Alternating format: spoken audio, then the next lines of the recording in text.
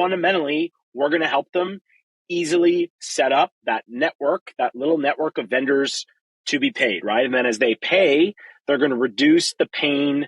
They're going to reduce fraud and error. They're going to be able to schedule payments. And so we're going to give them visibility into that full process. We'll give them permissioning. This is built for small business in mind. So we think it's a match made in heaven. You guys do inventory very well. We live and die accounts payable. So it should be a great partnership. Welcome to Whisking It All with your host, Angelo, co-founder of WISK.ai, a food and beverage intelligence platform.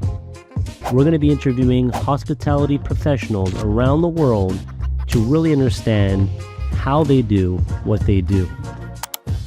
Welcome to another episode of Whisking It All. We're here today with Jordan Huck, CEO of Notch. Jordan, thanks for joining us. Thanks for having me, Angelo. I'm really excited to be here. Same here. I'd love to start with understanding the background of your story and how you got into Notch. But before getting into that, can you just give the listeners a quick overview of what is Notch? Sure. Yeah. Thanks so much again for having me. So Notch is a technology platform that we've built specifically for food service. And uniquely, we actually cover accounts payable automation and accounts receivable automation. And so, Angelo, as you know, you work in food service supply chain as well, right? You've got, the start of that supply chain happens when a restaurant or a food service business, maybe they're using WISK and they're out of the raw ingredients that they need. I hope they're using WISK, our partners. Yeah. And at that point, they're going to procure, right? They're going to send a purchase order out into the supply chain. Typically, that's to a distributor. Distributors are in the business of warehousing all the trucks that all the listeners see, whatever city they're in, that are clogging up the streets. Those are that's a business model called distribution, right? And they're warehousing and providing logistics like last mile fulfillment. And then they're actually purchasing those products from growers, manufacturers, producers, farmers. Here in Toronto, you see the food service terminal when you're driving on the Gardner, right? That's where those transactions are happening. And so uniquely about this industry, Angelo, that you and I work in, there's restaurants that do payables offline. There's distributors don't use technology at all for receivables from restaurants, and then payables out to their producer, right? Their supplier. And then you actually have that farmer, that distributor, like one of our customers, is a business called Hops Connect, right? And they actually sell, raw yeast and hops to the distributors, right? And so a distributor like an Ace Hill or a Nickelbrook would use our product, or even a Silversmith in Niagara Lake, right, would use our product for receivables to their customers, payables specifically to their producers, and then restaurants can use our product for accounts payable automation. I love that. Yeah, no, definitely. As you know, also passionate about this space, and I know our teams have been chatting, and we'll talk more about the partnership. But you know, I'm excited about the WISK and Notch partnership, and we do the inventory side pretty well amongst other things, and then getting that last piece, which is super important, which is paying those actual vendors, which you guys do really well. So I'm excited about that. We'll definitely chat more. But to get into Notch, what kind of got you inspired? Obviously, the supplier side is a mess, is chaotic. But like, what made you want to solve that problem? Great question. So, I had grown up working in restaurants, grew up in Ottawa, so I've always been around the space.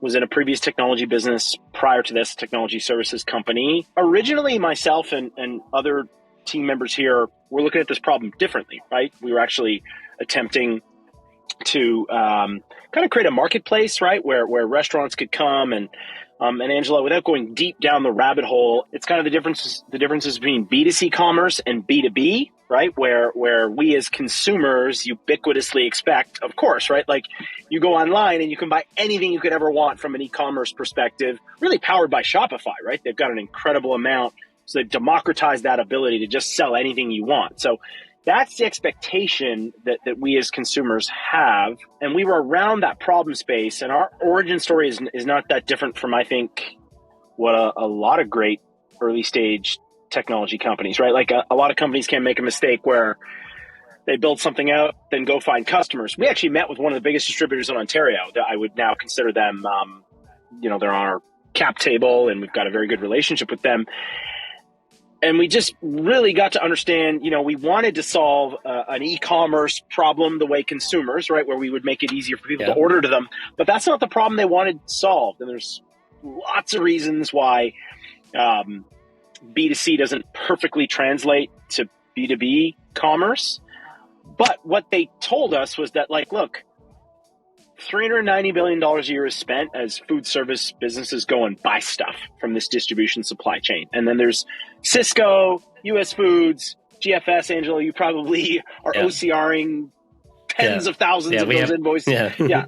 Okay. So great. But the largest part of the market is this messy, fragmented long tail, right? It's this that is the largest part of the market. And what we learned, our inception story, was that hey, that's a really painful process. If I'm a restaurant payer, stacks of paper invoices accumulate all day long.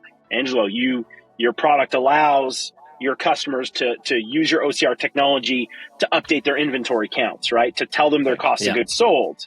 Well, those have got to be paid as well. There's two, what we call personas, Angelo, but there's two customers that matter, right? There's the payer in the restaurant group, and then the operations customer, right, that cares about solving the WISK problem. But there's two problems there. And then on the distribution side, I call it a meat and potato value proposition. And I think WISK has that same thing, right? Hey, let us help you understand your COGS quicker and understand your inventory counts faster, right? Make it easier to make money. Well, it's the same thing for Notch. Let's allow you to reduce the amount of time and money it takes to pay an invoice, but then very importantly on the distribution side, to reduce the amount of time it takes you to collect money. How powerful is that value proposition, right? So that was the kind of origin story for us, and everything's been built around that. That's awesome. And so going to the early days, I'm always interested, I would say, in understanding the entrepreneur journey and being an entrepreneur myself. How do you go about testing or figuring things out? So early days of Notch, I know you mentioned maybe having good relationships with some suppliers. How did you start kind of going about hey, this is the problem we're going to solve, and how are we going to build a V1 without spending $2 million? Yeah, it's a really good question, and I can go deep there, because one of the problems, I think any of our listeners who follow, when companies have to pivot away from one of the hardest things to do is speed is your WISK going fast at everything that they do once the business model is working is an advantage, right? It's a huge advantage. It's a disadvantage when you're trying to change things, right? You've got to go to market that's down a path. But what we ended up doing was really coming to market with a really small, we always had a vision for accounts payable and accounts receivable automation. And there's permissioning needs for accounts payable automation. And then there should be delegation of authority. I can pay bills over and under a certain amount, right? You can build features for years there, and we will. But you don't come to market with that. We got our first customer live for accounts receivable automation and then accounts payable with no product at all. It was being done in the background. Oh, wow. Okay. Then we came to market with a true minimum viable. It was on a no-code solution, right? We hosted it on a no-code solution. And now, Angelo, we have, a product we're incredibly proud of, right? Beautifully designed. It becomes more feature rich, every month and day, but we know we're going in the right direction. So we went very minimum viable to get started, and then have anchored around that. Love that.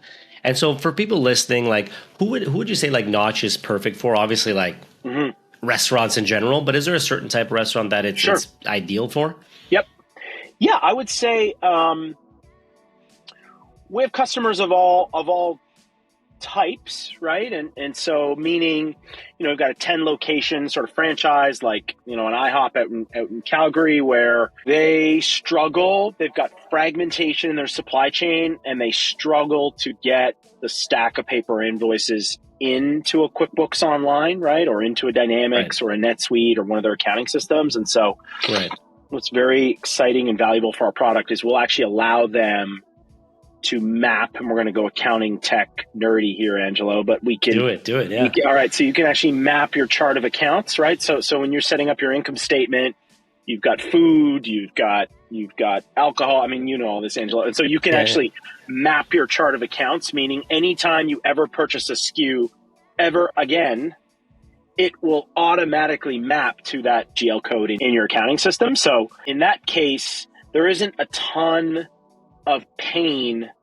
around payments. A business like that will have a lot of their payments probably being pulled by a broadliner, right? So these are the nuances of in our space. So, a broadliner will pull, we help them with the rest, right? Like the long tail in terms of pushing, or they can schedule payments on our product or they can push them out. We've got everything from single location up to 75, 80, 80 location businesses. Yep.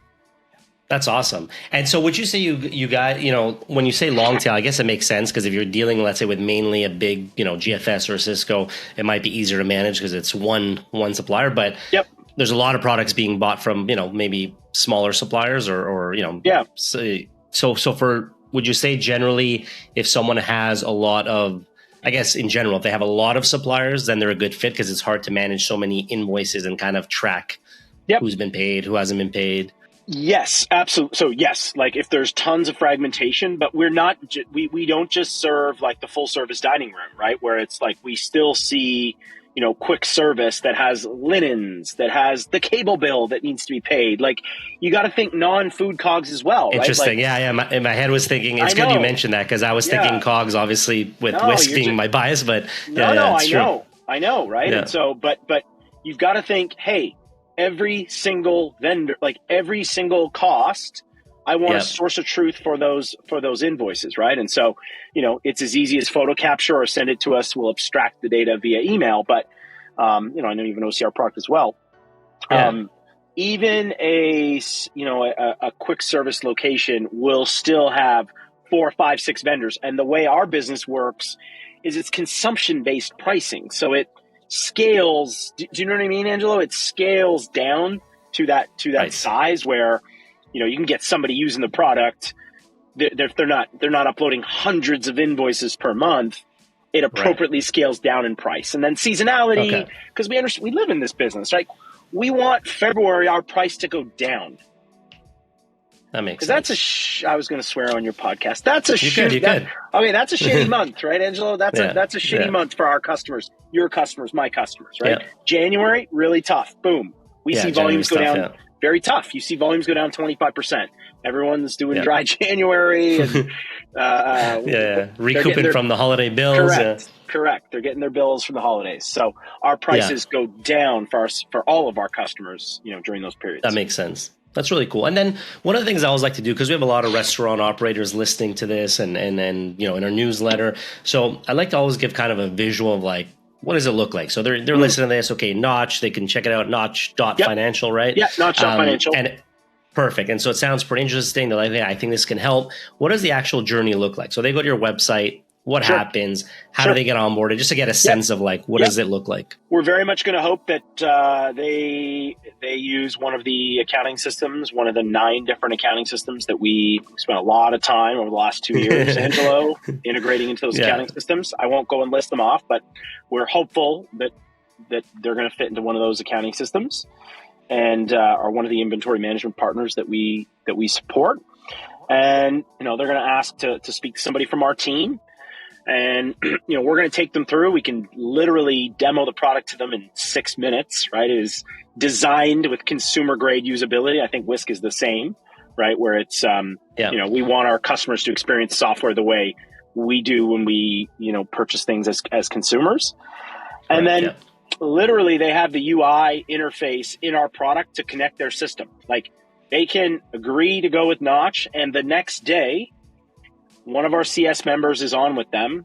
Literally, we spend a lot of time and money and energy and architecting our product, Angelo. I know you think about time we want people to be using our product quickly, right? And so, because time to value, 100%. Exactly. And so, literally, the next day they can hook up their system, and we're going to pull in what's called their chart of accounts, right?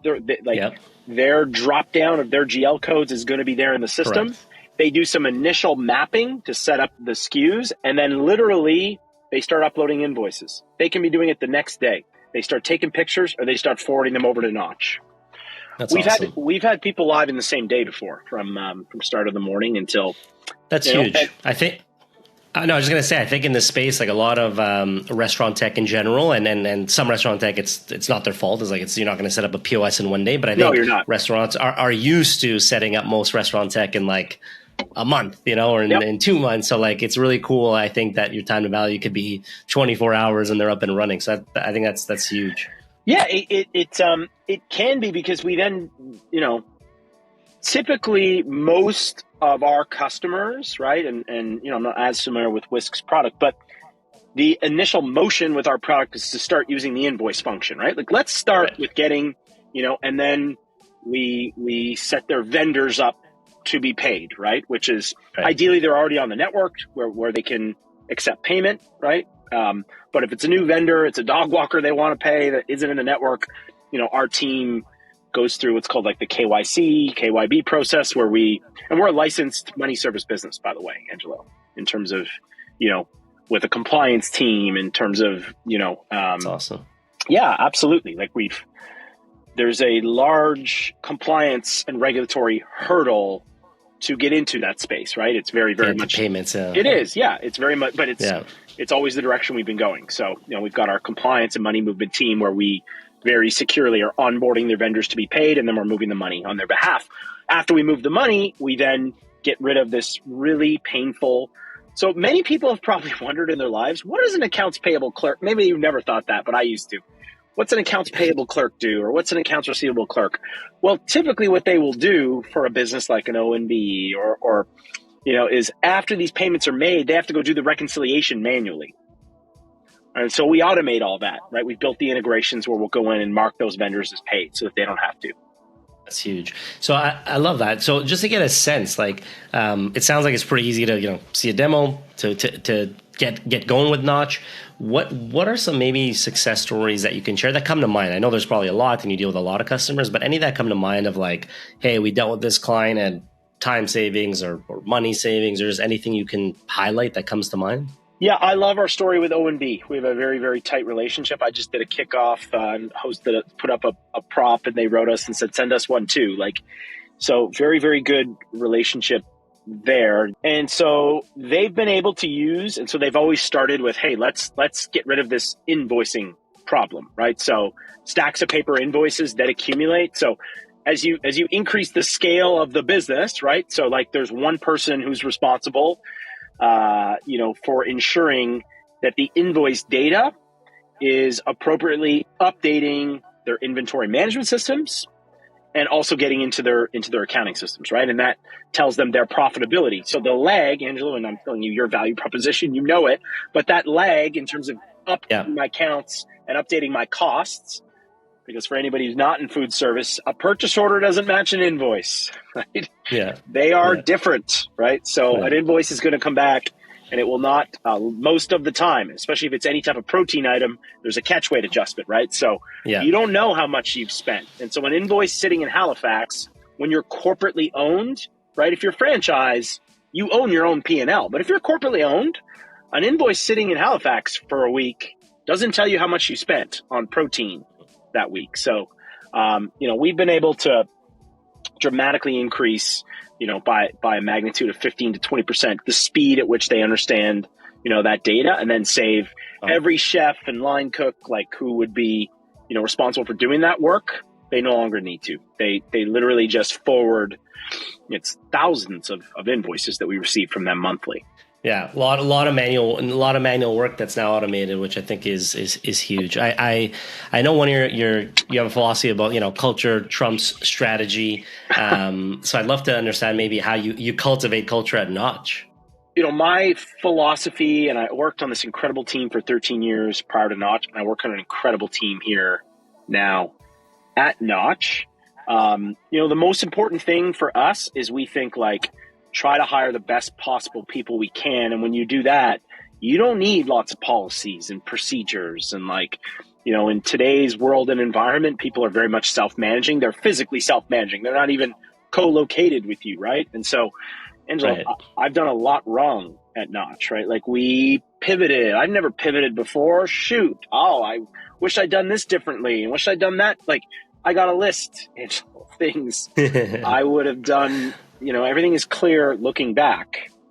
Agreed. Yeah. We kind of say like Notch isn't for everybody. Angelo, you probably say WISK isn't for everybody. Like smaller, earlier stage companies are not for everybody. They're just not. And so we really work hard to try to explain what it's really going to be like working here, where we got a lot of people who are passionate about what we're doing. And like, I'm really passionate about trying to build big Canadian companies, Angelo. And I hope WISK becomes one of those, man. Like we have a lot of great ideas, but we don't commercialize things incredibly well in Canada yet. Like I'm passionate about that changing.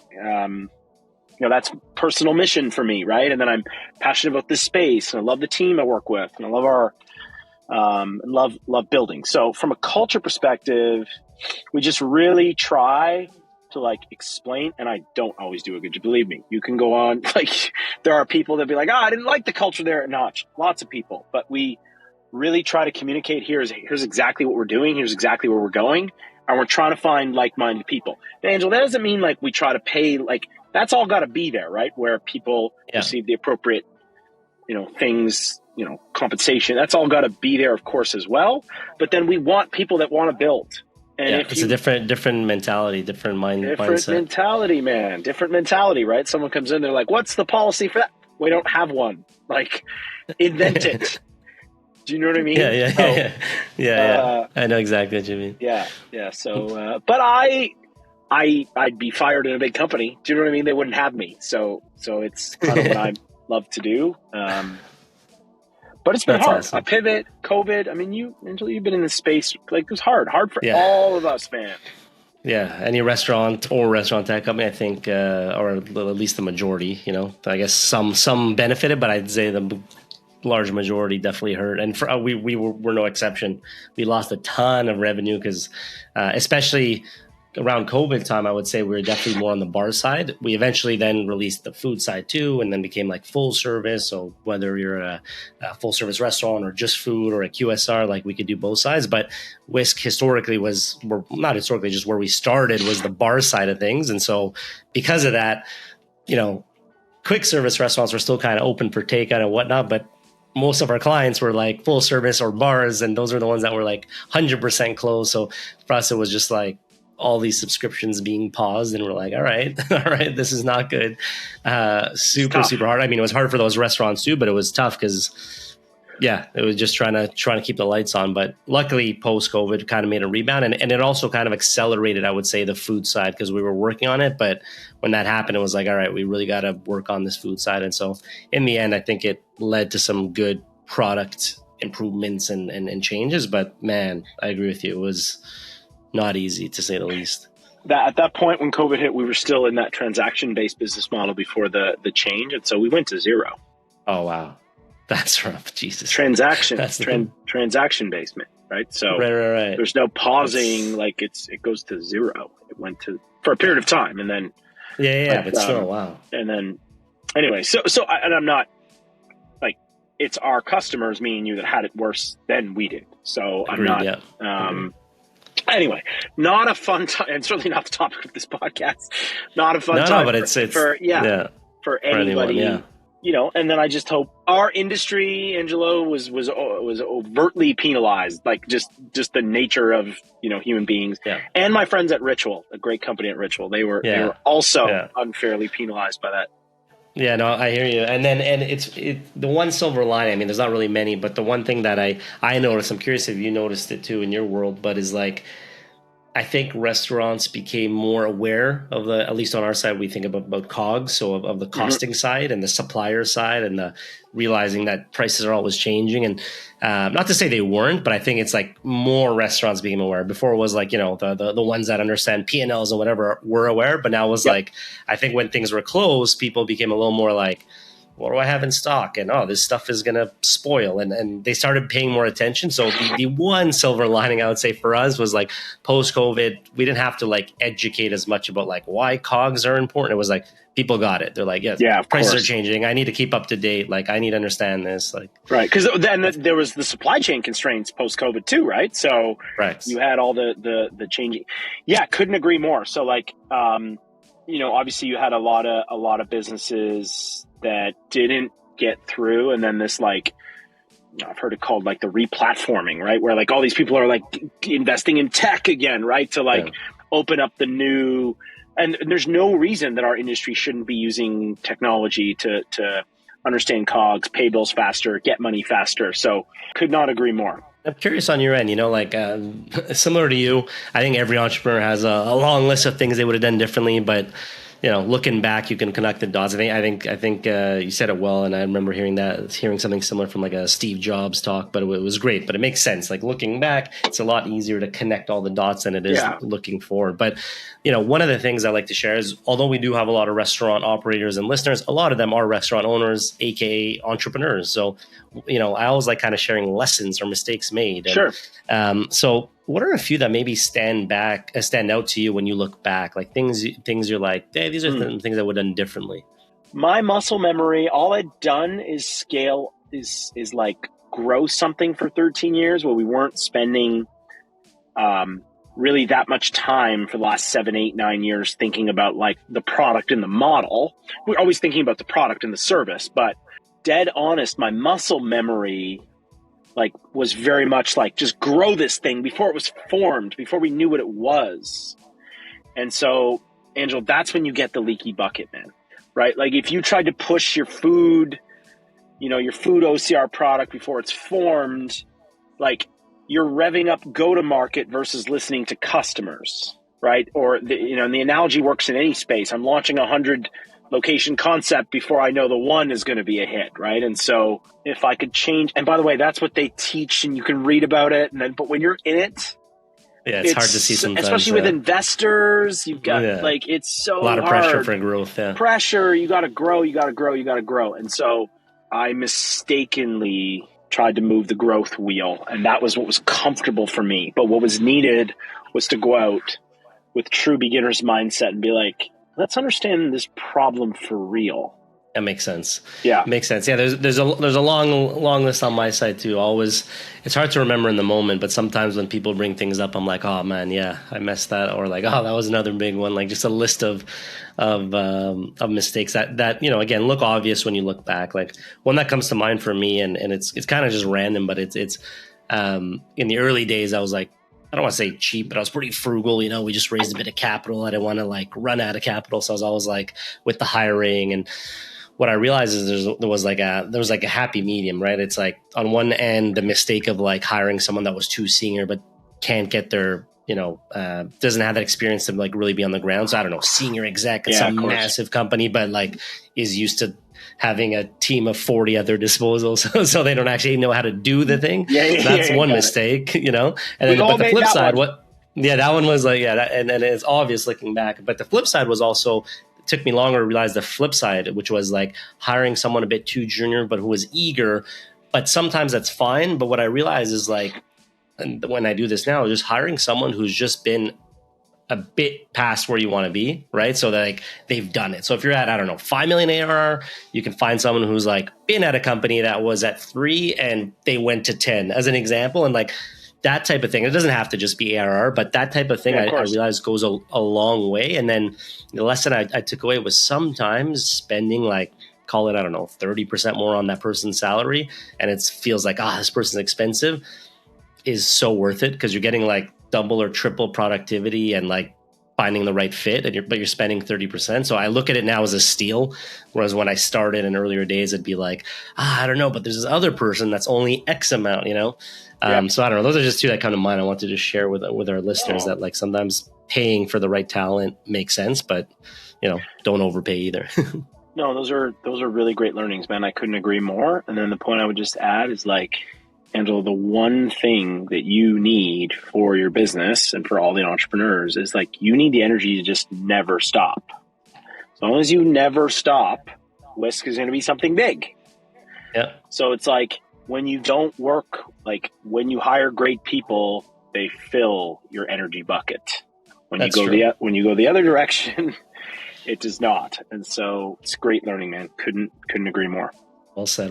And then one thing I want to talk about, obviously I'm excited about is the partnership. So for listeners that don't know, WISK and Notch forming a partnership. And I think, I'll tell you my 2 cents on it, but I'd love for you to also chat a bit about it. But really at a high level for for listeners that don't know, WISK really helps with all the COGS side of things and inventory and ordering and scanning invoices and all that, recipe costing and all that. But one of the areas we kind of don't do, and a lot of customers always want, is the actual accounts payable side. And so it's kind of like a match made in heaven. We met you guys and you're like, hey, we do this really well.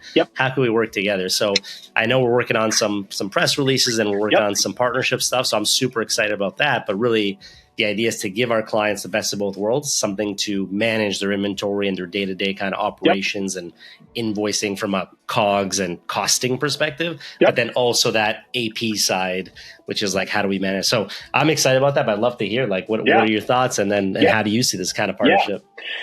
Man, we couldn't be more excited. We hear such great things from all of, from the market about WISK. We think it's a match made in heaven, Angelo. I think, design, aesthetic, and feel of your software, I think there's a lot of similarities, right? Like I think, our customers are going to get jointly a great experience using the product. We certainly hear that about WISK and get that feedback using Notch. So it will be great, right? Because, obviously WISK has a great OCR product to get in all invoices, right? And, those get pushed into the accounting system, their accounting system of record, which is great. If there's any food COGS, they could use our product for that. But then fundamentally, we're going to help them easily set up that network, that little network of vendors to be paid, right? And then as they pay, they're going to reduce the pain.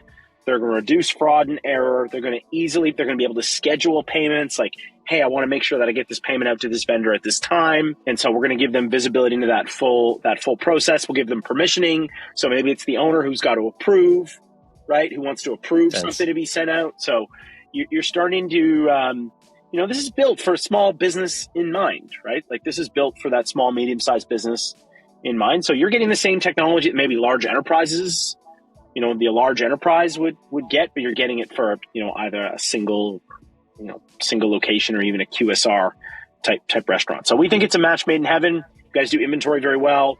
We live and die accounts payable. Awesome. Should be a great partnership. Yeah, I'm excited about it. We'll definitely do some releases. I know we're gonna highlight this in our next newsletter.